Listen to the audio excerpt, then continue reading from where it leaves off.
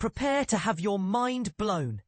Scientists have just filmed something never before seen in real time. A human embryo actually embedding itself within a simulated uterus. This groundbreaking footage may sound like science fiction, but it's real, and it could completely change how we understand fertility and in vitro fertilization, IVF. But here's where the story gets even more fascinating. Researchers from the Institute for Bioengineering of Catalonia, IBEC, in Spain achieved what many thought impossible. For decades, watching the instant when a human embryo implants into the uterus has been out of reach. Why? Because capturing this micro moment inside a living person is not just challenging, it could be dangerous for women undergoing fertility treatments. Until now, the only evidence available was a handful of isolated still images of embryos in the act, taken using basic lab models. Finally, thanks to creative bioengineering, we can see the process unfold as it happens, and it's turning some long-held beliefs upside down. What did the researchers actually do? First, they created a special gel that mimics the structure and protein content of uterine tissue. Think of it as a souped-up jello, loaded with the same ingredients found naturally in the lining of the womb.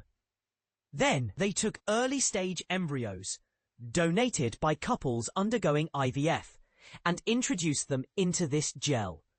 By using sophisticated microscopy and fluorescence imaging, they recorded the embryos as they made contact, and then began to burrow into the gel, just as they would into the human uterus. We've observed that human embryos are much more forceful and invasive than anyone expected, explained Samuel Ojos-Negros, the project's lead scientist. The embryo doesn't simply settle quietly. It actively carves a path, breaking down tissue and organizing its environment to connect with maternal blood vessels and establish the vital supply lines needed for growth. If you're picturing something meek and passive, think again. The embryo is more like a microscopic explorer, overcoming significant barriers. Here's the part most people miss. This process is not only powerful, it's also delicate. Implantation isn't just about the embryo doing its part. The uterus itself plays an active role. As the embryo pushes and pulls, the uterus responds. In fact, the researchers found that human embryos even react to other competing cells in their environment, almost as if they're negotiating a spot in a crowded field. And the frequency of uterine contractions may have a surprising influence too.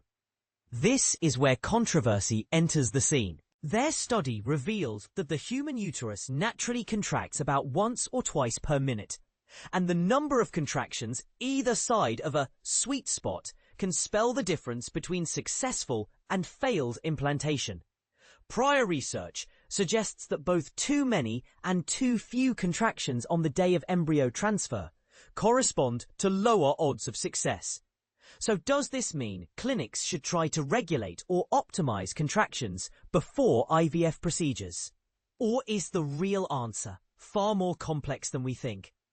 Implantation failure is, unfortunately, heartbreakingly common, accounting for a staggering 60% of miscarriages, according to the scientists' findings. By deciphering the complex mechanics of both embryo and uterus, researchers believe they can unlock new ways to make IVF not just more likely, but potentially even safer and less uncertain in the future. And this is the part that could spark heated debate. If embryo implantation relies so heavily on specific uterine behaviors, is our current approach to IVF missing something crucial?